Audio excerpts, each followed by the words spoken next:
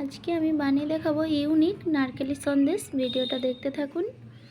এখানে আমি নিয়েছি নারকেল কুড়া, নিয়েছি চিনি, নিয়েছি গুঁড়ো দুধ, নর্মাল জল দিয়ে আমি দুধটা গুলে নেব।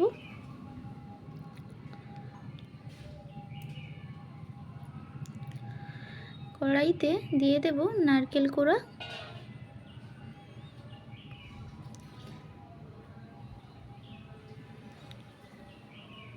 দিয়ে দেব পরিমাণ মতো চিনি। মিষ্টিটা আপনারা পছন্দ মতো দেবেন। এখানে আমার সব চিনি কিন্তু লাগেনি। নারকেল আর চিনিটা ভালোভাবে মিশিয়ে নেব। যে দুধটা আমি গুলিয়ে রেখেছিলাম দিয়ে দেব। চিনি, দুধ, নারকেল খুব ভালো করে পাক দিয়ে নেব। দিয়ে দেব থেতো করে রাখা আদা আর এলাচ। আবারও খুব ভালোভাবে মিশিয়ে নেব। পাকটা আমার হয়ে গেছে। এইভাবেই পাক দিতে হবে। আমি একটা প্লেটে করে তুলে নেব। প্লেটে করে তুলে আমি 10 মিনিট ঠান্ডা করে নেব।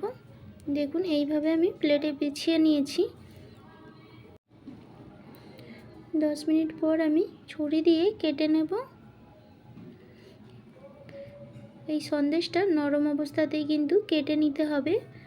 কেটেই কিন্তু সাথে সাথে তুলে নেওয়া যাবে না। কাটার পরে 30 মিনিট আমি রেখে দেব শক্ত হবার জন্য।